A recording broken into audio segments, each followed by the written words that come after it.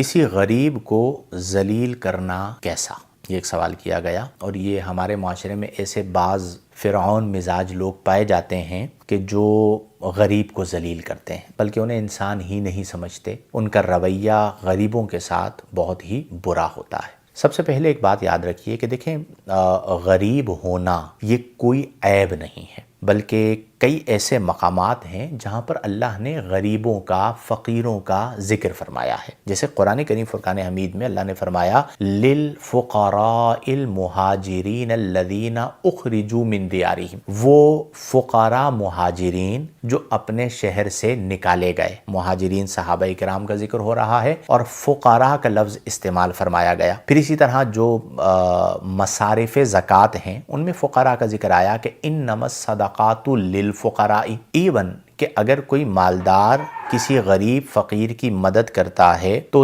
اسے قرض حسنہ کہا گیا، اور وہ یوں ہے گویا کہ آپ اللہ کو قرض دے رہے ہیں اور اس پر اللہ تعالیٰ اجر عطا فرماتا ہے۔ تو فی ذاتی ہی غریب ہونا کوئی عیب نہیں ہے۔ اب اگر کوئی کسی غریب کو ذلیل کرتا ہے تو یوں سمجھ لیجئے کہ وہ خود ذلت والا کام کر رہا ہے۔ آقا کریم صلی اللہ علیہ وسلم نے اس کی مذمت کو بیان فرمایا۔ مالدار ہونا اور غریب ہونا یہ اصلاً تو اللہ کی عطا ہے، اس میں ٹھیک ہے کوئی محنت بھی کرتا ہے، کرنی بھی چاہیے، اور اگر کوئی رزق حلال سے ملٹی بلینر بن جاتا ہے، دنیا کا امیر ترین آدمی بن جاتا ہے، کوئی قباحت نہیں ہے، دین میں اس کی کوئی مذمت بھی نہیں ہے۔ آپ رزق حلال جتنا کمانا چاہتے ہیں آپ کمائیے، لیکن اس کا یہ مطلب نہیں ہے کہ آپ غریب کو ذلیل کریں۔ کئی ایسے لوگ ہیں جو بہت کوشش کرتے ہیں لیکن وہ ترقی نہیں کر پاتے، اور کئی لوگ ایسے ہیں جنہیں ورثے میں بادشاہت مل جاتی ہے۔ مالدار کے گھر پیدا ہوتے ہیں، عربوں کے آپ چلے جائیں، جتنے بھی جو شہزادے ہیں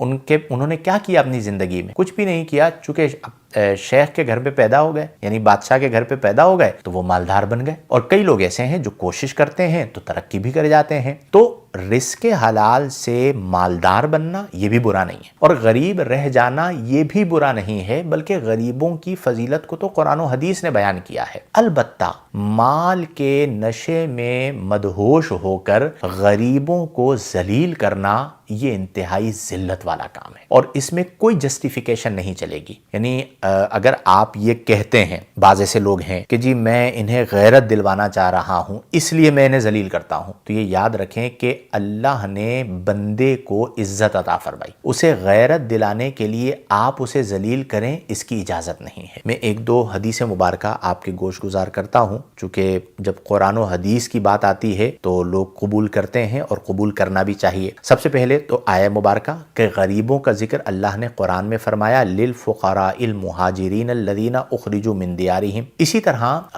جو بہت زیادہ مال ہے وہ مال بھی بعض اوقات بغاوت کا سبب بنتا ہے، انسان گمراہ ہو جاتا ہے، دین سے دور ہو جاتا ہے۔ اس کا ذکر بھی اللہ نے قرآن میں فرمایا کہ وَلَوْ بَسَطَ اللَّهُ الرِّزْقَ لِعِبَادِهِ لَبَغَوْا فِي الْأَرْضِ، کہ اگر اللہ تعالیٰ اپنے بندوں کے لیے رزق کی فراوانی فرما دیتا تو سب زمین میں فساد بپا کر دیتے، اللہ نے قرآن میں فرمایا۔ پھر اسی طرح قرآن کریم فرقان حمید میں اللہ تبارک و تعالی نے مردوں کو مردوں کا تمسخر اڑانے اور عورتوں کو عورتوں کا تمسخر اڑانے سے منع فرمایا۔ سورہ حجرات کی آیت نمبر 11 میں فرمایا یا ایھا الذین آمنوا، اے ایمان والو، لا یسخر قوم من قوم عسیٰ ان یکونوا خیرا منہم، کہ مردوں میں سے ایک قوم دوسرے قوم کا تمسخر نہ اڑائے، ہو سکتا ہے وہ ان سے بہتر ہوں۔ پھر اسی طرح فرمایا ولا نساء من نساء عسیٰ ان یکن خیرا منہن، اور اسی طرح عورتیں دوسری عورتوں کا تمسخر نہ اڑائیں، ہو سکتا ہے وہ ان سے بہتر ہوں۔ ولا تلمزوا انفسکم ولا تنابزوا بالالقاب، اور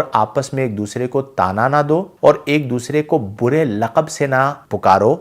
اسم الفسوق بعد الایمان، ایمان لانے کے بعد یہ کتنا ہی برا کام ہے۔ تو آپ دیکھیں کہ اس آیہ مبارکہ میں دوسرے کا مذاق اڑانا اس سے منع کیا گیا ہے۔ اس کے دو شان نزول بیان کیے گئے ہیں۔ حضرت ضحاک بیان کرتے ہیں کہ پہلا جو شان نزول ہے مردوں کے حوالے سے وہ یہ ہے کہ یہ آیت بنو تمیم کے ان افراد کے بارے میں نازل ہوئی جو حضرت عمار، حضرت خباب، حضرت بلال، حضرت صہیب اور حضرت سلمان اور حضرت سالم وغیرہ جو غریب صحابہ کرام تھے ان کا مذاق اڑایا کرتے تھے بنو تمیم کے کچھ لوگ. تو اللہ نے اس آیت کو نازل فرمایا. اب آج کے دور میں بھی آپ دیکھ لیجئے کہ اگر کوئی غریب کا بسبب غربت مذاق اڑاتا ہے تو وہ وہی کام کر رہا ہے جو بنو تمیم کے لوگ نے اصحاب رسول کے ساتھ کیا تھا, اور اللہ تعالیٰ نے ان آیات کو نازل فرمایا تھا کہ تم آپس میں ایک دوسرے کا تمسخر نہ اڑاؤ. اسی طرح اس کا ایک شان نزول یہ ہے کہ یہ آیہ مبارکہ ازواج مطہرات کے متعلق نازل ہوئی, کیونکہ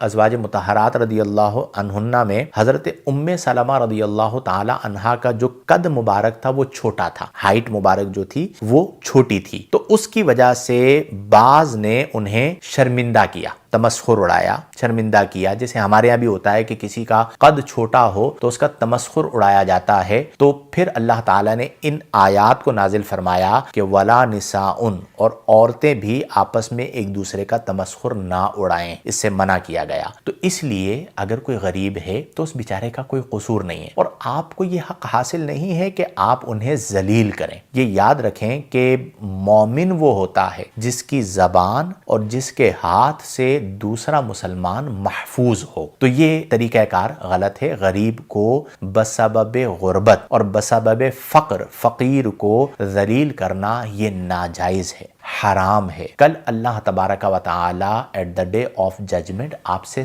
پوچھے گا کہ تم کون ہوتے ہو جو میرے بندوں کو ذلیل کرتے تھے. تو پھر ہم اللہ کی بارگاہ میں کیا جواب دیں گے؟ اگر اللہ نے کسی کو مال دیا ہے, ڈاؤن ٹو ارتھ رہے, اللہ کی رضا والے کام کرے, طلب رزق حلال کرے, کوئی ممانعت نہیں ہے, اور زیادہ مالدار بنے, لیکن اپنے مال کی وجہ سے کسی کو ذلیل و رسوا نہ کرے. اور یہ بھی یاد رکھیں کہ بڑے بڑے یعنی آج کے دور میں کیا مالدار, قارون کتنا مالدار تھا, فرعون کے پاس بادشاہت تھی, کیا کر لیا انہوں نے. فی نفسی ہی مال ہونا بھی کوئی شرف کی بات نہیں ہے, بلکہ اگر مال حلال بھی ہے تو بھی اس کا حساب ہے. مال حلال کا بھی حساب تو دینا ہے نا, کہاں سے کمایا اور کہاں پر خرچ کیا آقا کریم علیہ افضل الصلاۃ والتسلیم کی تعلیمات کے مطابق. تو اس لیے آپ کو یہ حق حاصل نہیں, یا کسی بھی مالدار کو یہ حق حاصل نہیں ہے کہ وہ غریب کو ذلیل کرے. اور ایک بات کا خیال رکھا کریں, میں یہ بات عرض کروں گا, بڑی اہم بات ہے, کسی کا دل نہ توڑے.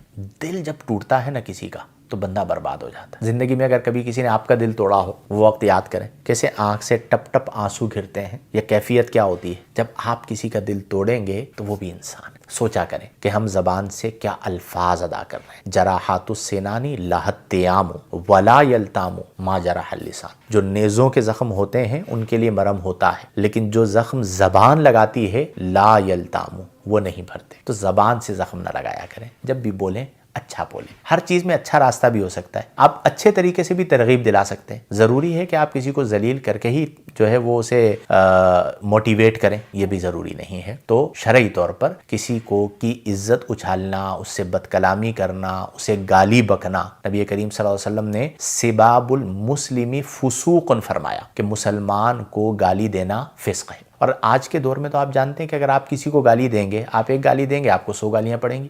اور ایسے لوگ ہمارے معاشرے میں موجود ہیں کہ وہ ان کے مطلب آباء و اجداد غریب ہو کر انہوں نے اتنی گالیاں نہیں کھائی ہوں گی جتنی گالیاں انہوں نے پیسے کما کر کھا لی ہیں. اس کی وجہ کیا ہے؟ سستی شہرت کے لیے بدتمیزی کی, تو بدتمیزی کا جواب پھر بدتمیزی سے ملے گا. تو ان کے آباء و اجداد کو اتنی گالیاں نہیں پڑی ہوں گی غربت کے باوجود جتنی گالیاں مالدار ہونے کے باوجود انہیں پڑ گئی. وہ مالدار ہونے کی وجہ سے نہیں پڑی, اپنی گندی زبان کی وجہ سے پڑی. تو وہ کہا جاتا نا کہ اپنی عزت اپنے ہاتھ میں ہوتی ہے. تو شرعی طور پر غیر مناسب ہے. ہم سب کو اپنی اصلاح کی ضرورت ہے. جہاں جہاں کمی ہو اسے پورا کریں, ختم کریں, اللہ سے معافی مانگیں اور لوگوں کا احترام کرنا سیکھیں. اللہ تعالی ہم سب کو توفیق عمل عطا فرمائے.